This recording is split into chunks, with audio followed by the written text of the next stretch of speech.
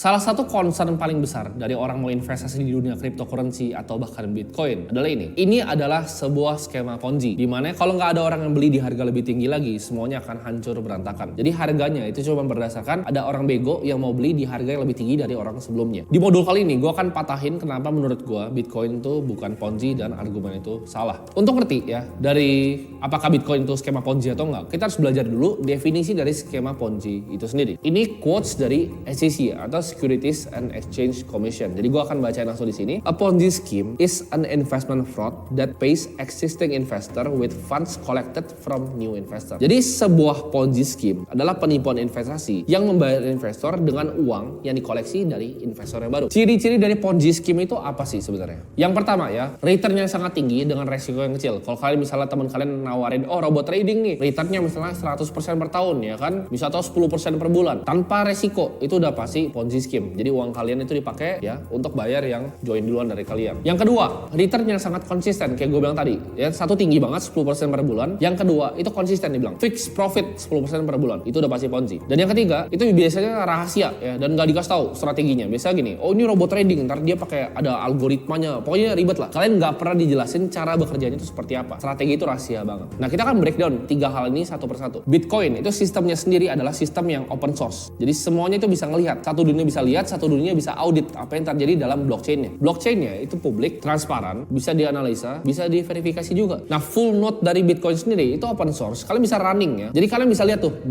kalau kalian running full node sendiri, semua money supply-nya Bitcoin itu berapa. Tadi Ponzi itu ciri-cirinya apa? Nawarin investment return yang gila. Di sini Bitcoin, apakah Satoshi pernah nawarin investment return? Nggak pernah. Apakah di white paper ada tulisan Bitcoin fix 100% per tahun? Nggak pernah. Bitcoin itu nggak pernah offer fixed return yang tinggi. Satoshi, kalau kalian tracing ke forum-forumnya awal-awal dia ciptain Bitcoin, itu dia nggak pernah sama sekali bahas tentang return bahkan di Bitcoin. Semua yang dibahas itu purely aspek dari technical Bitcoin sendiri. Jadi nggak pernah soal uangnya kalian beli bisa dapat berapa uangnya. Nah itu contoh red flag. Kalau kalian ngeliat project crypto, ya dia coba nawarin, oh ini kira-kira dapat untung segini, itu udah pasti scam. Tapi kalau developer lebih fokus ke aspek teknikalnya, ya building projectnya, building utility-nya, itu adalah contoh project yang baik. Menjanjikan return itu adalah red flag pertama. Dan Bitcoin itu nggak nawarin hal semacam itu. Yang kedua tadi kita bahas sebenarnya itu adalah kerahasiaan. Jadi biasanya ya skema-skema Ponzi ini, misalnya titip Alcash ya, APD atau misalnya Forex, itu kerahasiaannya sangat dijaga. Kayak misalnya robot trading Forex ya, kalian disuruh install MetaTrader, dipasangin robotnya di sana dan mereka trading tuh, candle dimanipulasi dan kalian nggak dikasih tahu.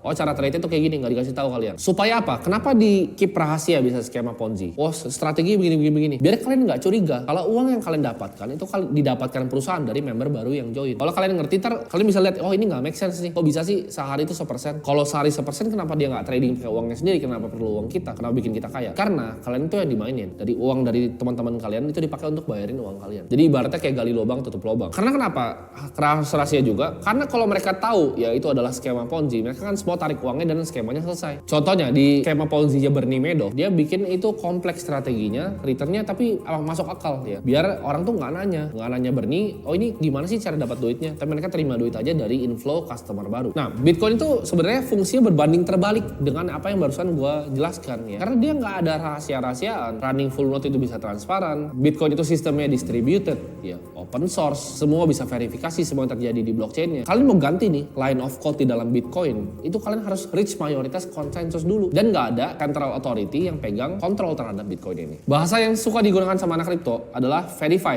don't trust. Jadi kalian nggak perlu percaya Bitcoin, kalian tinggal verifikasi sendiri aja ya. Lihat ke dalam blockchain explorer-nya kayak gimana. Bitcoin juga nggak punya pre-mine ya. Jadi kalau kalian bilang Bitcoin Ponzi, Bitcoin nggak punya pre-mine. Jadi begitu sistemnya dibikin, kalau Ethereum, Vitalik pre-mine ya kan. Ripple, XRP, foundernya pre-mine. Tapi Bitcoin itu mereka nggak pre-mine. Jadi Satoshi itu mining 1 juta koin yang gue sebutin tadi. Itu sama kayak orang-orang lain begitu mereka mining koinnya awal-awal. Sama keluarin energi, sama keluarin computing power, which is itu adalah intrinsic value dari Bitcoin. Jadi Satoshi itu nggak punya advantage ya, dia nggak punya kelebihan dibanding orang lain yang tambang Bitcoin. Dia harus nambang blok pertamanya sama seperti semua miner lainnya. Jadi nggak ada yang dikasih spesial kepada bahkan foundernya sendiri. Bitcoin itu di-launch dengan seadil-adilnya. Kenapa? Karena semua orang itu bisa berpartisipasi di dalam launchingnya Bitcoin, tidak terkecuali. Nggak kayak Ponzi, karena awalnya kan ownernya nih cari leader yang jago-jago baru tarikin kaki-kakinya ke bawah. Bitcoin nggak, semuanya transparan dan sama. Ada Ada argumen kan yang bilang, oh kalau Bitcoin bergantung pada orang beli terus di harga yang lebih tinggi. Apakah ini Ponzi atau enggak? Ya enggak dong. Seiring berkembangnya network effect dari Bitcoin ya tentu aja orang lihat utility-nya semakin ada. Dengan adanya semakin adanya utility, orang akan lihat bahwa ini adalah store of value yang bisa dijadikan aset kelas alternatif. Di saat ini sudah diakui sebagai aset kelas alternatif, maka orang kan pour uang ke dalamnya. Kalau kalian dengan mindsetnya sama, kalau beli suatu aset di harga yang lebih tinggi ya, itu adalah Ponzi dan orang yang belinya adalah orang yang lebih bodoh dibanding orang sebelumnya. Emas itu berarti adalah Ponzi selama 5000 tahun. Karena kita tahu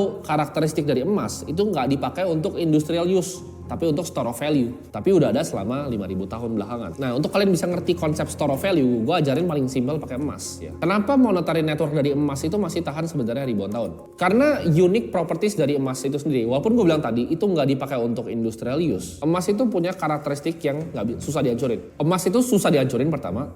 Kedua, butuh biaya eksplorasi untuk menambang emas. Jadi ini bikin yang namanya kelangkaan atau scarcity. Sama kayak sistemnya Bitcoin. 21 juta koin, ada minernya. Sama. Emas juga ditambang. Ditambang dan biaya eksplorasi itu adalah yang bikin harganya itu bagus. Emas juga kuat ya. Emas ini juga sebenarnya hampir nggak bisa dirusak secara kimia. Karena kalau kita lihat, uang fiat itu kan bertumbuh tuh setiap tahunnya. Sedangkan emas ini punya karakteristik tadi. Satu, susah dihancurin, store of value, bisa dibagi. Emas itu punya biaya eksplorasi untuk menambangnya. Jadi beberapa karakteristik ini yang bikin orang percaya bahwa gue mau taruh uang gue di emas, bukan cuma di uang fiat. Jadi aset kelas alternatif. Tapi apakah itu adalah Ponzi? Ya bukan, karena karakteristik tadi yang ada di dalam emas. Makanya digunakan dari orang zaman dulu ya. Di India banyak yang gunakan itu sebagai wealth preservation, untuk orang menyimpan kekayaan mereka. Sampai bahkan detik ini orang beli emas-emas kepingan. Kenapa? Fungsinya emang apa? Jadi apakah Ponzi kalian beli emas itu? Ya enggak. Nah sekarang kita akan bandingkan antara Bitcoin dan juga fiat banking system.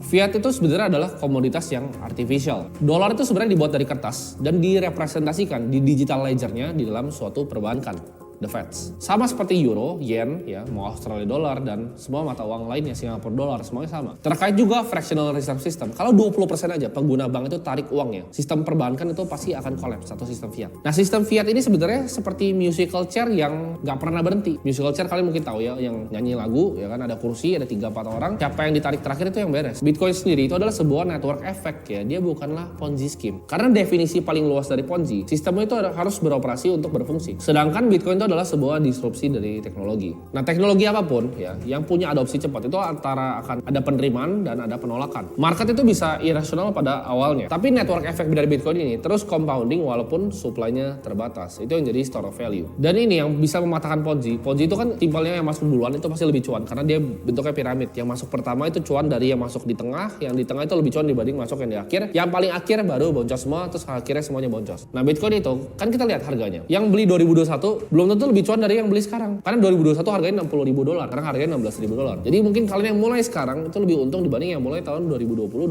2021 nantinya. Jadi itu bukan Ponzi karakteristiknya. Nah, konklusinya, aset apapun ya, inovasi dan teknologi apapun pada awalnya itu pasti ada penolakan yang besar. Pasti ada yang ngata-ngatain skeptis, oh ini Ponzi ya. Sama juga mungkin pasar saham waktu dikeluarin sama Dutch East Indies awal-awalnya. Tapi seiring pasar itu berkembang, inovasinya berkembang, ya adopsinya berkembang. Dalam jangka waktu yang panjang, sebuah aset itu pasti ditimbang antara resiko dan reward yang diberikan pada asetnya. Dan Bitcoin selama 1 dekade terakhir itu memberikan risk adjusted return yang terbaik dari semua aset kelas yang lain. Mau kalian hitung secara Sharpe ratio, ya, mau kalian lihat Sortino ratio-nya, nggak ada aset kelas yang kalian Bitcoin dalam risk adjusted return. Harga Bitcoin juga berkembang ya seiringnya dia halving setiap siklus 4 tahun sekali. Dan karena supply-nya terbatas, menurut gua satu-satunya jalan Bitcoin adalah naik. Jadi kesimpulannya, apakah Bitcoin itu adalah Ponzi? Jawabannya sudah pasti bukan.